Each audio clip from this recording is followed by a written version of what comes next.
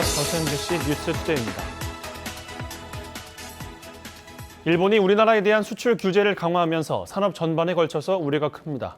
농업과 수산업도 예외는 아닌데요. 당장은 피해가 없지만 일본의 경제 보복이 확대될 경우 농수산식품 수출에 차질을 빚지 않을지 지역 농어가들이 긴장하고 있습니다. 문영철 기자입니다. 3,000평에 달하는 대규모 시설 하우스에서 파프리카 줄기를 걷어내는 작업이 한창입니다. 이달 말부터 새로운 종묘를 심으면 오는 11월부터는 수확에 들어갈 수 있지만 농민들은 기대보다 걱정이 앞섭니다. 전체 수확 물량의 절반을 일본에 수출하고 있는데 일본의 경제 보복이 현실화되면서 수출에도 차질이 생길 수 있다는 우려 때문입니다. 이 시설 투자는 금액이 큰데 요거에 맞는 대체작물 구하기는 힘들고 이거 뭐 정부 보조를 바라든가 아니면은 폐업을 하든가. 지난해 전남의 농수산식품 수출액은 3억 8,900만 달러로 이 가운데 일본 수출액이 37%를 차지하고 있습니다. 일본의 경제 보복이 농수산식품에 대한 검역 강화 등으로 이어지면 지역의 농어가도 타격을 입을 수밖에 없습니다. 실제로 이계호 장관은 일본의 경제 보복이 확대될 경우 일부 신선 채소가 영향을 받을 수 있다고 밝혔고 박진도 농어업특별위원장 역시 일본이 먹거리에 대해 문제를 제기할 가능성은 적다면서도 파프리카 등 일부 품목은 일본 수출 의존도가 너무 높다며 우려를 나타냈습니다. 하지만 지금 당장 대체 시장을 찾기 어렵고 일본 수출 물량을 내수용으로 돌릴 경우엔 가격 하락을 불러올 수 있어 돌파구를 찾기가 쉽지 않은 상황입니다. 장기적으로는 일본과 중화권 중심의 수출 비중을 축소하고 동남아라든가 러시아, 중앙아시아 등으로 시장을 확대해 나갈 계획입니다. 지자체는 피해를 최소화하기 위해 긴급 경영 안전자금과 물류비 등을 지원할 계획이지만 내수 침체에다 수출 여건까지 악화되면서 지역 농어가의 우려는 쉽게 사그라들지 않을 전망입니다. MBC 뉴스 문형철입니다. 오래된 폐창고가 문화예술 공간으로 탈바꿈하게 됩니다. 광양시가 노후시설들을 매입해 도시재생 사업의 기틀로 활용할 계획인데요. 이를 토대로 원도심 활성화에 대한 주민들의 기대감도 커지고 있습니다. 김종수 기자가 보도합니다. 한때 광양 역사가 자리에 지역 경제의 중심축이었던 광양읍. 그러나 기관 이전과 인구 감소, 상권 침체 등 악순환이 거듭돼 도시재생이 필요하다는 목소리가 이어졌습니다. 이런 가운데 공공건축물 등을 토대로 한 지역 발전에 청사진이 윤곽을 드러내면서 다양한 사업들이 추진되고 있습니다. 특히 오랫동안 방치됐던 폐창고가 원도심 변화에 기폭제 역할을 하게 돼 더욱 주목을 받고 있습니다.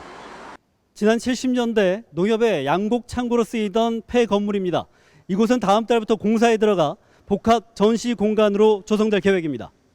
게다가 내년 개관을 앞두고 있는 도림미술관과 함께 연계 효과도 기대되면서 문화도시로 발돋움할 수 있는 기틀도 마련됐습니다. 개관을 하게 되면 이 폐산업 시설도 전시실, 체험실을 갖춘 복합 문화 공간으로 재탄생될 수 있도록 추진하겠습니다. 또 다양한 시설 외에도 작가들의 활동 공간을 따로 마련해 창작과 전시 등 문화적 산실로서의 기능도 주목을 받고 있습니다. 주민들 역시 신선한 시도를 반기는 분위기. 지난 2016년 정부의 공모사업 확정 이후 첫 삽을 뜨게 되면서 원도심의 도시재생에도 속도를 낼 수 있기 때문입니다. 방치 같은 데가 몇 채 있는데 이 부분 때문에 지역 주민들이 불편한 점이 많았습니다. 주민을 위한 문화 공간으로 만들어준다니까 기대가 되면서 지역에 큰 발전이 되지 않냐 생각이 듭니다. 광양에선 처음으로 버려진 시설이 새로운 변신을 시도하면서 원도심 활성화가 기대되고 있는 가운데 관내 방치된 시설들 대상으로 문화재생 사업이 확대될지 관심이 높아지고 있습니다. MBC 뉴스 김종수입니다. 전라남도가 일본 수출 규제 대응을 위해 현장의 목소리를 듣고 대응책을 마련하는 자리를 가졌습니다. 김방록 전남지사는 어제 전남 테크노파크에서 여수와 순천, 광양, 고흥 지역의 소재화학, 철강 기업인들과 간담회를 갖고 지역 기업들의 피해 최소화를 위해 민간협의체 운영, 경영안전자금 지원 등 단기 대책을 추진할 계획이라고 밝혔습니다. 또 간담회에 참석한 기계장비 수출 기업은 핵심 설비인 전자제어 시스템의 90% 이상이 일본산이어서 국산화가 되지 않을 경우 큰 타격을 받을 수밖에 없다며 연구 개발을 위한 지원이 절실하다고 강조했습니다. 어제 저녁 7시 30분쯤 전남 고흥군 금산면 거금도안 선착장에서 승용차 한 대가 바다로 추락했습니다. 이 사고로 차량에 타고 있던 63살 A씨가 출동한 해경에 의해 병원으로 옮겨졌으나 숨졌습니다. 해경은 A씨가 익사해 숨진 것으로 보고 사고 차량 블랙박스 등을 분석해 정확한 사고 경위를 조사할 예정입니다. 고흥 분청문화박물관이 지역의 역사와 문화를 담은 관광 콘텐츠로 성공적으로 자리매김하고 있습니다. 하지만 아직 다양한 운영 프로그램 개발을 통한 수익 구조 개선은 해결해야 할 과제입니다. 김주희 기자입니다. 지난 2017년 개관한 고흥 분청문화박물관. 이곳에는 15세기 것으로 추정되는 모란무늬 항아리 등 지역의 역사와 문화를 담아낸 전시품만 모두 1,300여 점에 이릅니다. 박물관 측은 최근 상설 체험 프로그램 등도 함께 운영하면서 가족 단위 관광객들로부터 좋은 반응을 얻고 있습니다. 분청사기라는 것이 무엇인지 오늘 분을 발라서 이렇게 한다고 그러네요. 이런 것도 알게 돼서 너무 재밌었고 우리 아이들도 이걸 만들면서 정말 집중력이 높아지는 것 같고 상당히 재밌게 잘 체험하고 있습니다. 고흥 분청문화박물관의 누적 관람객은 지난 6월 말 기준 16만 5천여 명으로 올해 말 20만 명도 넘어설 수 있을 것으로 보입니다. 해마다 이렇게 그 박물관 관람객 수랄지 아니면 학교에서 이렇게 박물관에 방문하는 또는 체험하기 위해서 방문하는 이런 박물관의 관람객 추이는 꾸준히 증가하는 것으로 생각을 하고 있습니다. 하지만 박물관 측이 앞으로 풀어가야 할 과제도 없진 않습니다. 관람료 등 연간 수익이 아직 2억여 원에 불과합니다. 지역의 공적 기능에 무게중심을 둔 시설이라는 점을 감안하더라도 박물관 수익 구조가 아직 크게 열악한 상황인 겁니다. 지역의 역사와 문화, 설화를 담아낸 대표 관광 콘텐츠로 빠르게 자리매김한 고흥 분청문화박물관.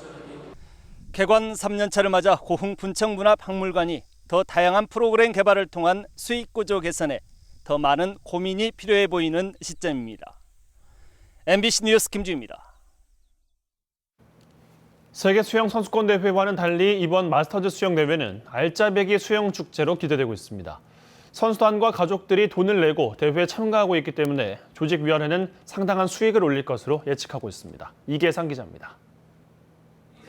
마스터즈 수영 대회에 참가한 이탈리아 수구팀 자매가 경기장으로 출발할 채비를 하고 있습니다. 국가대표로도 활약했던 이들은 10만 원 안팎의 하루 숙박비를 부담하고 대회가 치러지는 일주일 남짓 선수촌에서 머물 예정입니다. Sì, gli appartamenti sono molto grandi e spaziosi, fa molto caldo nelle zone comuni, ma gli appartamenti sono molto belli. 선수촌을 이용하는 선수와 가족들은 숙박비뿐만 아니라 한 끼에 1, 2만 원씩의 식비도 개별 부담합니다. 특히 대회에 참가하는 선수들은 등록비와 참가비를 따로 내고 출전했습니다.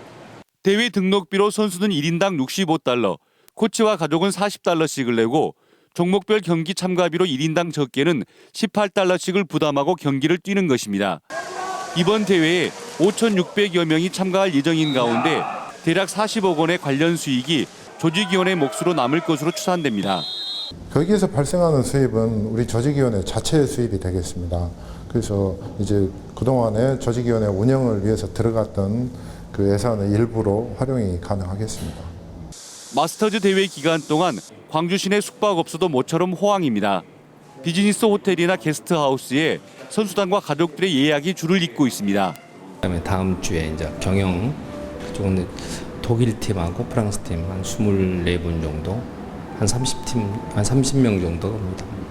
경기장 주변이나 마켓 스트리트에서 3, 4, 5 모여 먹거리를 즐기는 선수들이 많아지면서 푸드트럭과 상점의 매출이 크게 늘고 있습니다. 이번 주말부터 3개의 수영 동호인들이 본격적으로 광주를 찾을 것으로 보여 지역 상권 활성화에도 이바지할 것으로 기대됩니다. MBC 뉴스 이계상입니다. 우리나라에서 가장 서남쪽 끝에 천주교 성당인 흑산 성당은 보릿고개 시절 섬 주민들에게 복음을 전파하면서 구호와 교육 등에도 앞장섰던 곳입니다. 종교와 역사적인 가치가 큰 흑산 성당이 문화재로 인정받게 됐습니다. 문현철 기자가 취재했습니다. 흑산도 앞바다와 작은 섬들을 내려다보면서 두 팔을 벌린 하얀 예수상. 60여 년 전 주민들이 직접 지은 아담한 본당 건물의 몽돌들이 이색적입니다. 흑산 천주교 자료와 섬 주민들의 다양한 생활 유물 등을 전시하는 작은 박물관은 관광객들이 꼭 찾아오는 명소입니다. 섬 주민들에게 흑산 성당은 단순한 종교시설뿐만 아니라 교육과 구호, 의료를 맡았던 섬 근대 역사의 한 축이었습니다. 구호사부터 해서 또 중학교 설립해서 학교 교육도 하고 또 발전소를 시설해서 주민들 전기혜택을 주고 또 신용 협동조합도 설립했고 교량 사업도 했고. 흑산도는 18세기 천주교 신자였던 정약전 선생이 유배와 생을 마쳤던 천주교와 인연이 깊은 섬입니다. 육지보다 상대적으로 빨리 섬 주민 삶에 천주교가 자리 잡고 이번에 등록문화재로 지정받게 된 배경이기도 합니다. 가장 먼저 복음이 이렇게 전파된 걸로 봤을 때 이것도 다 우리 신앙의 선조들의 그런 어떤 희생의 결과로서 주어진 하나님의 특별한 섭리가 아닐까 이런 생각이 듭니다. 작은 성당 공소를 6개나 보유할 정도로 서남의 섬 지역 천주교 전파의 본거지였던 흑산 성당. 인구 감소로 신자 수가 예전만큼은 아니지만 순례자들이 찾는 성지로 또 섬의 근대화 과정을 엿볼 수 있는 문화와 경제, 건축사적 가치로 주목받고 있습니다. MBC 뉴스 문현철입니다. 청주도 33도까지 오르겠고요. 태풍이 남긴 구름 덕에 어제 잠시 열기가 식었던 서울도 어제보다 3도가량 높은 33도까지 오르겠습니다. 그래도 올여름 최고 더위는 지난 셈이어서 요 며칠 마냥 더위가 극심하진 않을 전망입니다. 오늘 또 낮부터 밤 사이에는 전국 대부분적으로 요란한 소나기가 지나겠습니다. 나가실 때 작은 우산 꼭 챙기시는 게 좋겠는데요. 강도도 어제보다 더 강해서 시간당 30mm 이상 내리는 곳도 있겠습니다. 특히 계곡과 산간 등지에서는 더욱더 조심해 주셔야겠습니다. 지금 서해안과 내륙 곳곳으로는 가시거리 200m 이하로 짙은 안개가 끼어 있는 곳이 있는데요. 안개는 서서히 옅어지겠지만 오전까지 수도권과 충남 지방에서는 공기가 다소 탁하겠습니다. 낮 동안에는 구름 사이로 볕이 강하게 내리쬐겠습니다.